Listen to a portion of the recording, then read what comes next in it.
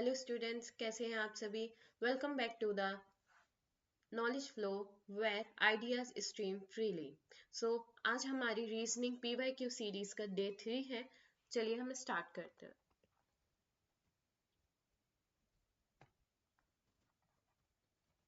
Start करने से पहले कुछ इंफॉर्मेशंस आपको देते हैं कि आप अपने और अपडेट्स के लिए हमारा इंस्टाग्राम चैनल फॉलो कर सकते हैं, टेलीग्राम एंड व्हाट्सएप। इंस्टाग्राम पे आपको डेली की न्यूज़ एंड क्विजेस मिलेंगी एंड टेलीग्राम पे हम जो भी सीरीज हमारी कर रहे हैं, चाहे हमारी रीजनिंग की हो या इंग्लिश की या जीएस की, तो उनके जो भी क्वेश्चंस हम इधर क्लास में सॉल्व कर रहे हैं वो सारे उन सबके आपको पीडीएफ जो है वो टेलीग्राम चैनल पे मिल जाएंगे। और अदर क्वेरीज के लिए आप व्हाट्सएप कर सकते हैं। Let's start. So question 21, option A sun, B universe, C moon, D star. So basically हमें इनमें क्या बताना है कि इनमें से हमें जो थ्री ऑप्शंस जो हैं वो सिमिलर हैं और एक ऑप्शन जो है वो डिफरेंट है। तो इसमें से कौन सा ऑप्शन डिफरेंट है? जो ऑप्शन डिफरेंट होगा वो हमारा करेक्ट आंसर होगा। अगर हम देखें तो सन कहाँ मिल पाया जाता है? हमें यूनिवर्स में, राइट। सन हमें कहाँ मिलता है? यूनिवर्स में। और मून भी हमें यूनिवर्स में ही मिलता है, स्टार भी यूनिवर्स में मिलते हैं। सो यूनिवर्स जो है वो डिफरेंट है ना। So option B is the correct answer. Next question, cheese, milk, curd, ghee. अगर आप देखेंगे तो चीज, मिल्क और कर्ड, घी में क्या कॉमन है? कोई बताएगा? सो सी, चीज में, चीज जो है वो किससे बनता है? हमारा मिल्क से। घी, कर्ड भी किससे बनता है? हमारा मिल्क से। और घी भी हमारा किससे बनता है? मिल्क से। तो ये तीनों चीजें जो है वो मिल्क से बनती हैं। और इधर सेकेंड ऑप्शन में हमें मिल्क दिया, यानी कि ये क्या है? इन तीनों से डिफरेंट है। So option B is the correct answer. Next question, carrot, radish, potato, brinjal. See, अब हम ये देखेंगे कि इनमें डिफरेंस क्या है। इनमें क्या डिफरेंस हमें समझ आ रहा कि चाहे आप कैरेट की बात करो, रेडिश की बात करो या पोटैटो की बात करो, तो ये सॉइल के अंदर उगती हैं। कहाँ पे? सॉइल के अंदर ग्रो करती हैं। और जो ब्रिंजल है वो बाहर ग्रो करता है। तो ब्रिंजल जो है वो डिफरेंट है। So option D is the correct answer. Next question, in a certain code में हमें contributor is written as this. एक सर्टेन कोड में जो कंट्रीब्यूटर है वो ऐसे लिखा हुआ है, तो हमें बताना है कि प्रोहिबिशन उसी कोड में कैसा लिखा होगा, राइट। तो हम पहले कंट्रीब्यूटर का कोड देखते हैं कि किस कोड में लिखा हुआ है। तो हम अलग अलग सेपरेट लिख लेंगे ताकि हमें क्लैरिटी मिले थोड़ा वर्ड्स को समझने की कि क्या इसमें पैटर्न जो है फॉलो हो रहा है। सो RTNOCI ROTUB। अगर हम देखें तो देखो आई जो है वो आई की प्लेस पे है, राइट। आई जो है वो सिमिलर है। तो क्या सबकी प्लेसेस सेम सेम है? नहीं, सबकी प्लेसेस सेम सेम नहीं है। सिर्फ आई की प्लेस जो है वो सेम है। यहाँ पे कितने वर्ड्स हैं आई के राइट में? BUTOR 5 वर्ड्स और लेफ्ट में 1 2 3 4। तो यानी कि इन पांचों का यहाँ कुछ बन रहा होगा पेयर और इन पांचों का पेयर यहाँ बन रहा होगा, राइट। आई जो है वो कॉमन हो गया। सो अगर हम आर को देखेंगे तो आर जो है वो फिफ्थ से फर्स्ट पे चला गया, सी फर्स्ट से फिफ्थ पे, टी फोर्थ पोजीशन से सेकंड पे, ओ सेकंड से फोर्थ पे एंड एन जो है वो सेम थर्ड से थर्ड पे ही है। ऐसे सेम एज बी जो है वो ला सेवेंथ पोजीशन से लास्ट में, आर जो है वो पहले आ गया, टी अपनी पोजीशन पे एंड यू एंड ओ जो है वो आपस में चेंज हो गए। तो इनका पैटर्न कैसा बन रहा है?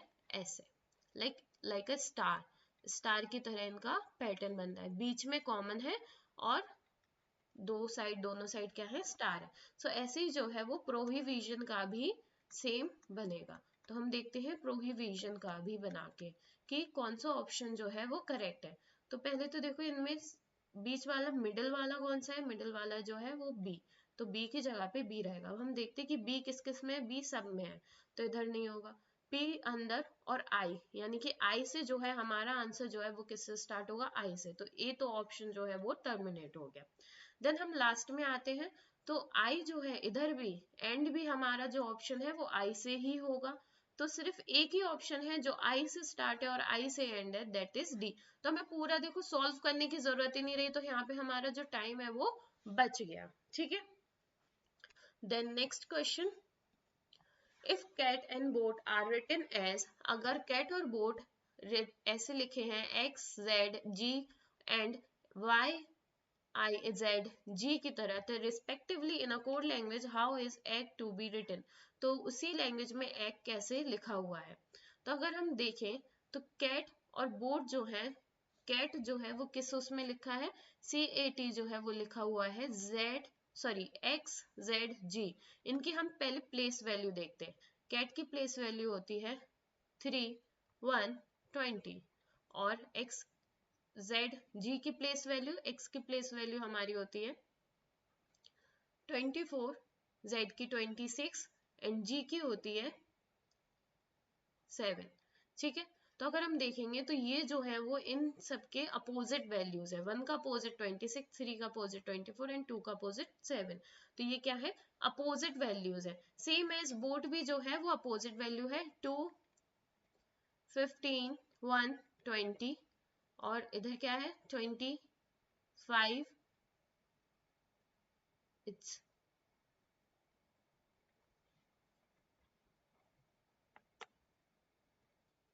अच्छा, एक इजी मेथड बताते हैं प्लेस वैल्यू, जिनको याद नहीं है और निकालनी है तो वो इजी मेथड ये है कि जो हमें वैल्यू दी है, जैसे हमें 15 वैल्यू यहाँ पे दिया, अब हमें इसकी अपोजिट वैल्यू निकालनी, तो टोटल लेटर्स कितने होते हैं 26 होते। 26 लेटर्स में हम +1 कर देंगे तो 27, जिस भी वैल्यू की हमें अपोजिट वैल्यू निकालनी हो उसको 27 से माइनस कर दो। यानी कि अगर हम 15 की प्लेस वैल्यू हमें अपोजिट प्लेस वैल्यू निकालनी, तो हम 27 में से माइनस कर देंगे 15 को, तो यहाँ पे आ जाएगा 12।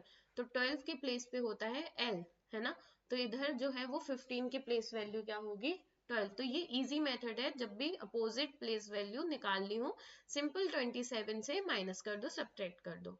देन देन 1 की प्लेस वैल्यू 26 यानी कि z, और 20 की प्लेस वैल्यू 7। तो हमें इन सब में क्या लिखी है, हमें सबकी place value opposite place value लिखी है। ऐसे सेम हम एग की भी अपोजिट प्लेस वैल्यू लिख लेंगे 5 7 7, ये इनकी प्लेस वैल्यू है। अब इनके अपोजिट प्लेस वैल्यू होगी, 5 की प्लेस वैल्यू होगी हमारी 23, 7 की प्लेस वैल्यू 20, 7 की फिर से अगेन 20, तो 23 की प्लेस पे आता है v, 20 की प्लेस पे t, इधर भी 20 की प्लेस पे t। ठीक है, तो इसका करेक्ट आंसर क्या है, option C is the correct answer. Then next question, in a code language singer is written as AIBCED, then ginger will be written in the same code as. तो देखो इधर लिखा है कि सिंगर जो है वो ऐसे लिखा हुआ है, तो जिंजर कैसे लिखा, ये तो 5 सेकंड का क्वेश्चन है। आप देखोगे तो INGER सिंगर में और INGER जिंजर में सेम ही है, यानी कि इधर IBCED है तो जो जिंजर है उसमें भी क्या होगा IBCED ही होगा लास्ट में। तो सिर्फ हमें क्या देखना है कि S की जगह पे क्या, S की जगह पे यहाँ पे A है तो G की जगह पे क्या होगा। अब हम इधर ऑप्शन देखते हैं, तो ऑप्शन में देखो C, स्टार्टिंग में सब में C है यानी कि G की जगह पे ऑब्वियसली C आ गया, तो अब हमें यह आंसर मिल गया। तो अब हम देखेंगे कौन सा आंसर सही है, CIBCED, C, option B is the correct answer. Next question, if bat is coded as 283, bat का कोड लिखा है 283, कैट का कोड लिखा है 383 and R is coded as 801 और आर का कोड लिखा है 801, तो बैटर का कोड क्या होगा। देखो इसको हम कैसे कर सकते हैं, BAT बैट लिखना है, ठीक है, कोड क्या है 283, राइट, कैट का CAT 383, राइट, देन आर का 801, तो हमें अब बैटर का कोड बताना है, राइट। तो सिंपल हम इसमें देखेंगे बी में इधर बी का कोड क्या दिया 2, तो यानी कि जो भी ऑप्शन होगा वो 2 से स्टार्ट होगा, तो सी और डी जो है वो है हमारे एलिमिनेट हो जाए। अब देखो यहाँ के 2133 2133, तो 4 डिजिट तो सेम है, तो हमें इधर ये स्टार्टिंग की जो फर्स्ट तो हमें पता है, सेकंड थर्ड फोर्थ का पता करने की कोई नीड नहीं है, तो हम देखेंगे लास्ट। ठीक है, तो यानी कि हम आर की वैल्यू देखेंगे, आर का कोड इधर क्या लिखा है 0, तो यानी कि option A is the correct answer, क्योंकि इसमें स्टार्टिंग में 2 है और लास्ट में 0 है। Next question, if water is called black, अगर वाटर को ब्लैक बोला जाए और ब्लैक को ट्री बोला जाए एंड ट्री को ब्लू बोला जाए और ब्लू को रेन बोला जाए एंड रेन को पिंक बोला जाए और पिंक को फिश बोला जाए, तो in a certain language then what is the colour of sky, तो इसी लैंग्वेज में स्काई का कलर क्या होगा। एक्चुअल में स्काई का कलर क्या होता है, एवरीवन नोस कि एक्चुअल में स्काई का कलर जो है वो ब्लू होता है, राइट। तो अब हमें ये देखना है कि इस पैरा में ब्लू को क्या बोला गया है। तो देखो यहाँ पे tree is called blue, tree को ब्लू बोला गया, ब्लू को ट्री नहीं बोला गया, तो ये तो गलत। ठीक है, अब आते हैं blue is called rain, blue को क्या बोला गया है, ब्लू को रेन बोला गया है, तो एक्चुअल में स्काई कैसा है, रेन जैसा है। So option C is the correct answer. Then question 29, a man walks 3 kilometre northward, ये आपका डिस्टेंस एंड डायरेक्शन का क्वेश्चन है। जैसे जैसे क्वेश्चन कह रहा है हम वैसे वैसे डायग्राम बनाते हैं। एक आदमी है, ठीक है, अब ये जो है वो 3 किलोमीटर नॉर्थवर्ड से आता है, नॉर्थवर्ड यानी कि सीधा, ठीक है। देखो इधर हमारा ईस्ट होता है, इस साइड लेफ्ट में वेस्ट होता है, upper side north and down side हमारा साउथ होता है। तो ये हमें हमेशा डायरेक्शन याद रखने हैं जब भी हम ये डिस्टेंस एंड डायरेक्शन का क्वेश्चन करेंगे। तो हमारा जो मैन है वो 3 किलोमीटर कहाँ गया, नॉर्थ में गया, ठीक है। फिर उसके बाद देन टर्न्स लेफ्ट, अब हम लेफ्ट यानी कि अपनी लेफ्ट हैंड साइड, और हमारा लेफ्ट हैंड साइड इधर होता है, लेफ्ट में वो गया 2 किलोमीटर, कितना गया 2 किलोमीटर। अब वो इधर खड़ा हो गया, then he again turns left और फिर से वो लेफ्ट में गया एंड गोज 3 किलोमीटर, कितने किलोमीटर गया 3 किलोमीटर गया, यानी कि इसके बराबर ही इधर आ गया, राइट। तो इधर 3 किलोमीटर, ही टर्न्स राइट, अब वो कहाँ पे, उसने फिर उसके बाद कहाँ पे वो मुड़ा, अब वो जब ऐसे चल रहा तो इस साइड उसका लेफ्ट हुआ एंड इस साइड उसका क्या हो गया, राइट हो गया, राइट। तो इस साइड वो फिर कहाँ गया, राइट गया एंड वॉक्स स्ट्रेट, और ऐसे ही स्ट्रेट चला गया। तो in which direction he is walking for, तो किस डायरेक्शन में वो जा रहा है, देखो मैन इधर है, मैन के किस डायरेक्शन में वो जा रहा है, वेस्ट में, किस में जा रहा है, वेस्ट में। ईस्ट इधर होता है, वेस्ट इधर, नॉर्थ अपर और साउथ नीचे, तो option B is the correct answer. Next question. One morning after sunrise, Vikram and Sailesh were standing in a lawn with back their towards each other. Vikram's shadow fell exactly towards left hand side, which direction Sailesh was facing.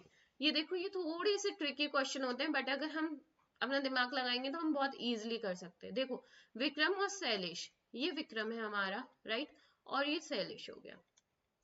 तो ये लोग जो है वो एक दूसरे को पीठ दिखा के खड़े हुए हैं, ठीक है। Were standing in a lawn there with their back, ठीक है, टुवर्ड्स ईच अदर, एक दूसरे की तरफ उनके क्या है, उनकी पीठ हैगी। तो जो विक्रम की शेडो है, Vikram shadow fail exactly towards left hand side, ठीक है। जो विक्रम, ये विक्रम हो गया, ये हमारा शैलेश हो गया। तो जो ये विक्रम की जो शेडो है वो उसके लेफ्ट हैंड साइड पे क्या हो रही है, फॉल हो रही है, इधर पे उसकी शेडो जो है वो गिर रही है, ठीक है। अब इधर पे उसकी मान लो अपन ऐसे खड़े, तो जो शेडो है वो किस साइड से आएगी, सनराइज कहाँ से होता है, हमेशा सन जो है वो ईस्ट से राइज होता है, यानी कि इधर हमने ईस्ट बना दिया, ठीक है। इधर से उसकी जो है वो शेडो आ रही है, मतलब इधर से सन आ रहा होगा तब जाके उसकी लेफ्ट साइड में जो है वो, अच्छा चलो थोड़ा सा इसको ये थोड़ा कंफ्यूजिंग हो रहा है। तो इधर इसका लेफ्ट हैंड है, ठीक है, इसी साइड देखते तो हम इधर, ठीक, ये इस साइड को ऐसे एक दूसरे को पीठ दिखा के, तो उस साइड को उसका लेफ्ट हैंड है, ठीक है, लेफ्ट हैंड है विक्रम का। अब उसकी जो शेडो है वो किस साइड को पड़ रही है, उसके लेफ्ट हैंड साइड पड़ रही है, यानी कि जो सन है वो इस साइड से राइज हो रहा होगा, उसके राइट साइड से राइज हो रहा होगा, राइट। अगर राइट साइड से सन राइज हो रहा है और लेफ्ट हैंड साइड पे उसकी जो है वो शेडो पड़ रही है, तो वो साइड कौन सा हो गया, वो तो वेस्ट हो गया, ओके, ठीक है, क्योंकि ईस्ट के अपोजिट वेस्ट हो गया। और जो शैलेश सॉरी विक्रम है उसके सामने क्या है, नॉर्थ है, और पीछे उसके साउथ है। तो अब हमें क्या बताना है कि जो डायरेक्ट मतलब किस डायरेक्शन में जो है वो शैलेश फेस कर रहा है, तो शैलेश किस डायरेक्शन में फेस कर रहा है, साउथ की साइड में फेस कर रहा है।